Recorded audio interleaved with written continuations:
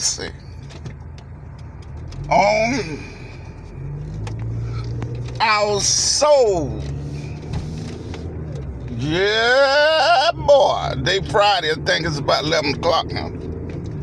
Maybe as much as 11:30.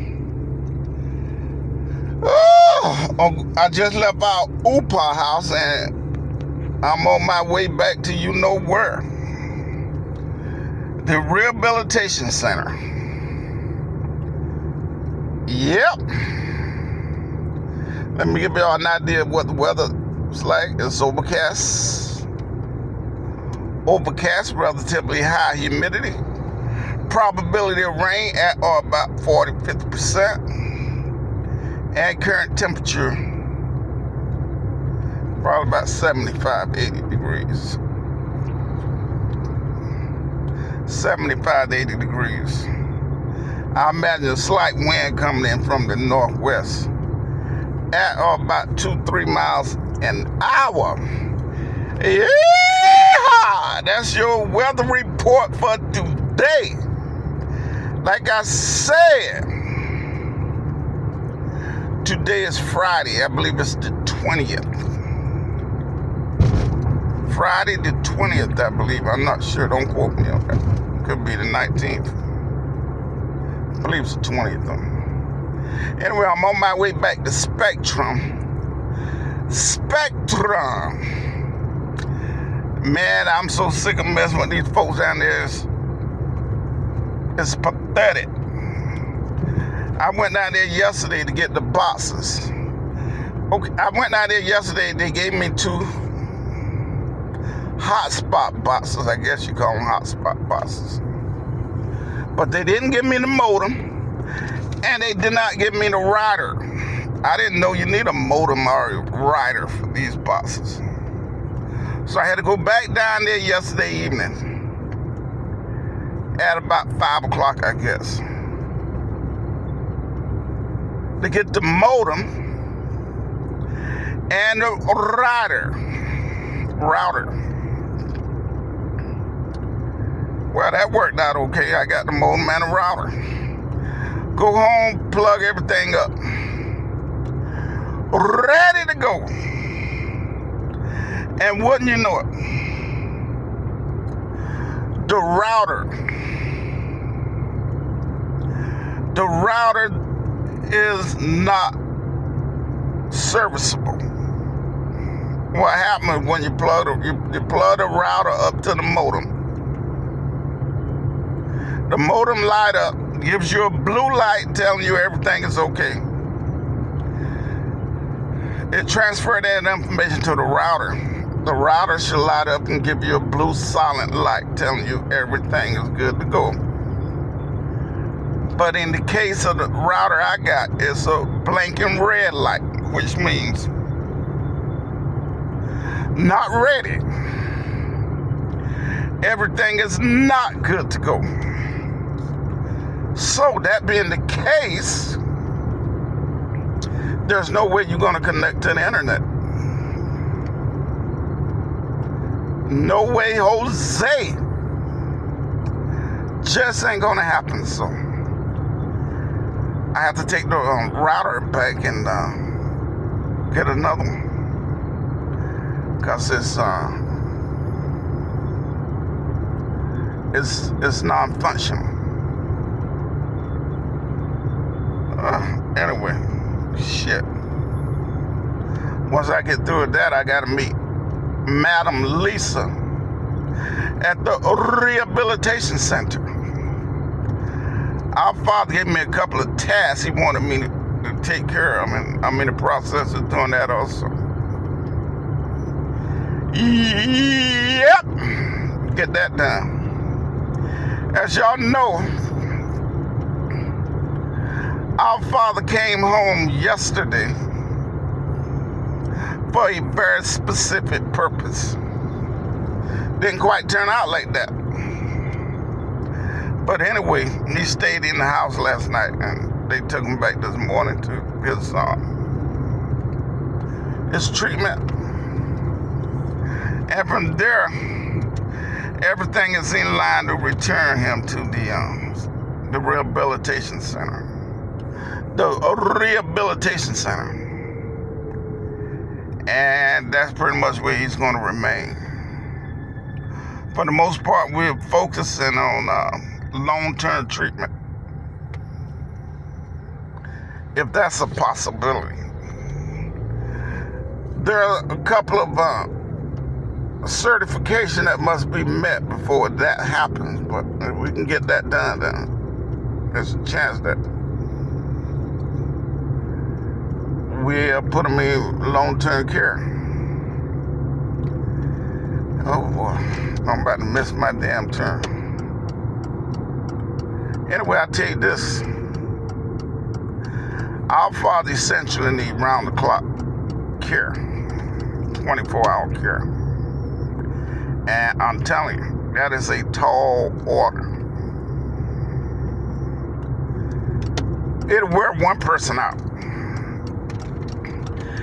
If you don't have a general experiences in that kind of stuff, then it'll wear you out. Because, like in my case, I don't know nothing about anything. So I am absolutely not the person for this kind of task, this kind of situation.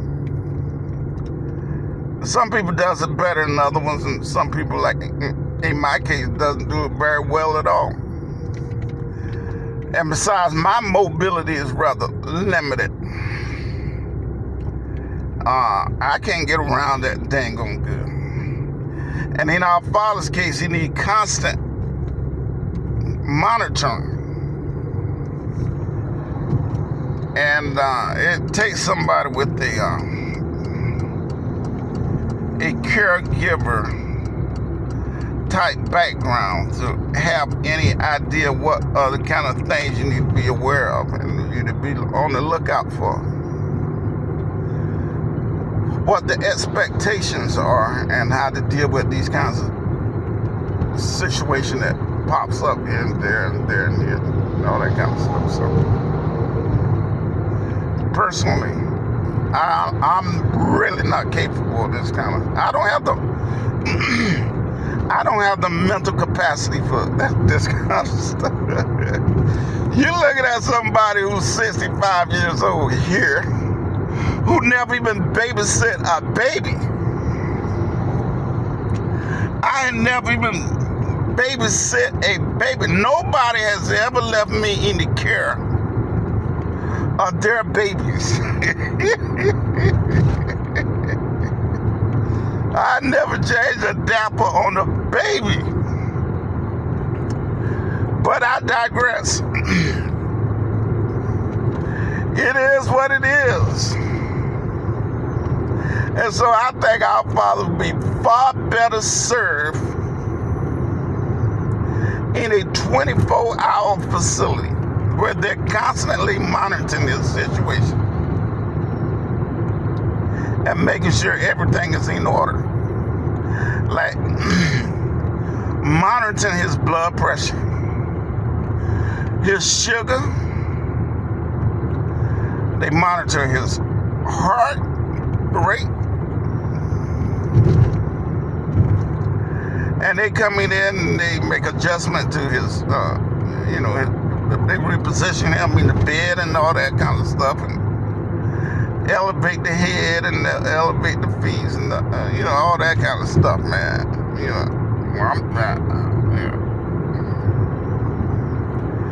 It's good to have somebody like that. And if he's got some sort of anomaly, pain or something like that, they take care of it. They have access to the necessary medication to relieve him of anxiety, pain, and all that kind of stuff, shit. I don't know any of that, you know what I'm saying? And they know what blood pressure, what kind of medication, when it's to be distributed, and how much. I guess I can do the medication part, I imagine. But shit, I don't know. It takes a lot, man. So,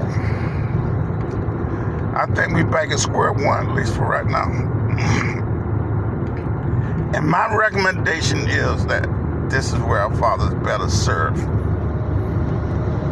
However unfavorable the conditions are to him.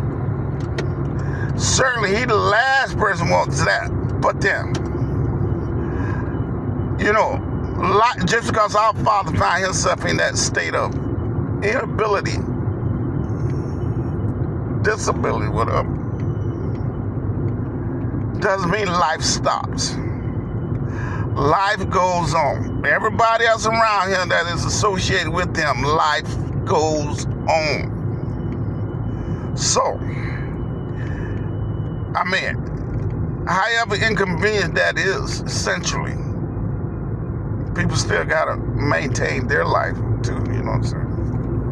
So, fact of the matter is, that most people just don't, it's just too much of an inconvenience. So that is why these kind of facilities exist. However unfavorable, whatever opinion we have of them, they exist for this very purpose. So that everybody else can essentially go on with business as usual. You can't ask a person, because of this situation. A person might say, well, maybe you can take a leave of absence, which could be like a month or 2 or 3 weeks or something like that, and to care for your father. You can, unless you got vacation time, you're not going to get paid. You still got to make your mortgage payment and all that kind of stuff, whatever bills you got. That's not favorable for anybody. In my case, since I don't have a mortgage, or bills and that kind of shit, and plus I don't even got a job, so hey, I'm sitting down here. It ain't that big a deal to me, but essentially I'm gonna have to go to work at some point in time. Other responsibilities I got.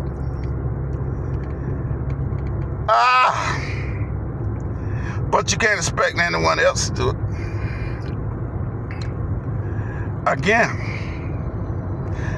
this is the hand we was dealt, and we got to deal with it. However, unfavorable.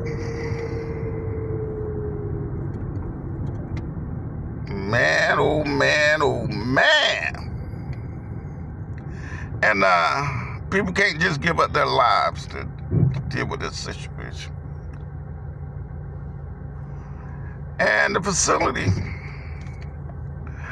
it's a very decent facility, really, the rehab facility. The people are very nice and inviting and, accommodating. And, they do what they can. They do the best they can, So, if we could make things different, of course we would. But it's not like we got a lot of options. We have to deal with what we got. You know what I'm saying? Woo! The hand we got. So my recommendation would be, we're gonna have to either continue with the rehabilitation thing, because that gives us time, and consider long-term care. Those are the only options, really. There's no way, at least from my perspective, that our father needs to be in a private home under the care of one person. Because that's just not going to work. No, no, no, no, no. Anyway, what the hell am I talking about? Oh, honey buns, I look good in my nice brand new shirt here I got from Walmart yesterday.